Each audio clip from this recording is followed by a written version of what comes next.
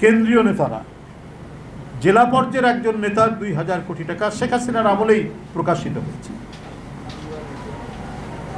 ছাত্রলীগ থেকে তথাকথিত ডাকসু নির্বাচনে জিএস হয়েছেন এবং ছাত্রলীগের সভাপতি জাহাঙ্গীরনগর বিশ্ববিদ্যালয়ের ভিসির সাথে সেখানকার একটা ঠিকাদারি নিয়ে চাঁদা কত পাবেন, ৫৩ কোটি না ৫০ কোটি টাকা, সেটি তৎকালীন ভিসি ফারজানার সাথে টেলিফোনে কথোপকথন করছেন। সেটা আবার ভাইস চ্যান্সেলর আওয়ামী লীগেরই লোক, শেখ হাসিনার অত্যন্ত প্রিয়ভাজন, তিনি আবার সেটা ফাঁস করে দিয়েছেন।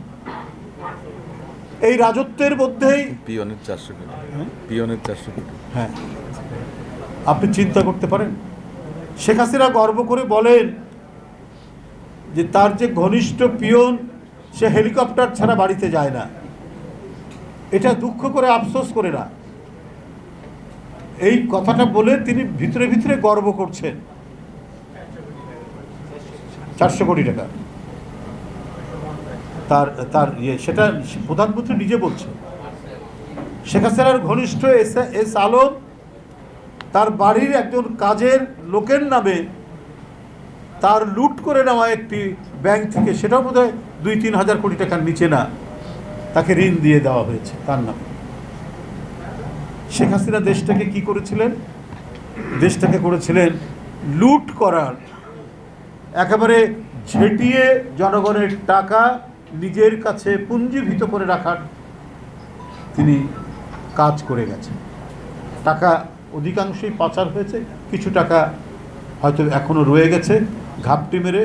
এটা এখন নানাভাবেই তারা খরচ করার চেষ্টা করছেন এবং সেটা দিয়ে নানা ধরনের নাশকতা আমরা বিভিন্ন জায়গায় আমরা দেখছি। আমি কয়েকদিন আগেই বলেছি যে পহেলা বৈশাখে আনন্দ শোভাযাত্রা করতে গিয়ে যে প্রতীকগুলো ব্যবহার করা হয়েছিল আন্দোলনের, সেই প্রতীক করার কারণে এবং ফ্যাসিবাদের প্রতিকৃতির কারণে মানবেন্দ্র ঘোষ, একজন নাম করা ভাস্কর্য এবং মেধাবী একজন শিল্পী, তার বাড়ি, গ্রামের বাড়ি আগুনে ভস্মীভূত করে দেওয়া হয়েছে।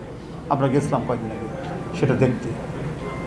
মানে পতিত ফ্যাসিবাদ তার অধঃপতনের পরেও সে তার যে পাচার করা টাকার যে জোর, যে ক্ষমতা, সেই ক্ষমতার বলে তিনি যেমন হুমকি দিচ্ছেন তেমনি নানাবিধ কাজ করে বেড়াচ্ছেন বন্ধুরা। সুতরাং সেই শেখ হাসিনা এই যে ৬০ লক্ষ বিএনপির নেতাকর্মীর নামে যে মামলাটি দিয়েছেন, সেই মামলাটি দেওয়ারই তো কথা। কারণ তার লোককে বেসিক ব্যাংক দিতে হবে, তার লোককে সোনালী ব্যাংক দিতে হবে, তার লোককে অগ্রণী ব্যাংক দিতে হবে, তার লোককে ফার্মার্স ব্যাংক দিতে হবে। এই ব্যাংকগুলোর মধ্যে টাকা লুটে নেবে, এর জন্য মিছিল হতে পারে, প্রতিবাদ হতে পারে, এই জন্য নানা ধরনের কর্মসূচি হতে পারে। অতএব নানা কায়দায়, যদি গুম করে হচ্ছে না, অদৃশ্য করে হচ্ছে না, বিচার বহির্ভূত হত্যা করেও হচ্ছে না, অতএব কমপক্ষে মামলা দিয়ে মানসিকভাবে দুর্বল করে আমি আমার ফ্যাসিবাদের লেলিহান অগ্নিশিখা আমি জ্বালিয়ে রাখবো, সেখানে কেউ যেন কিছু বলতে না পারে, কিছু সাহস করতে না পারে, তার জন্যই ৬০ লক্ষ নেতাকর্মীর নামে এই মামলা দেওয়া হয়েছে।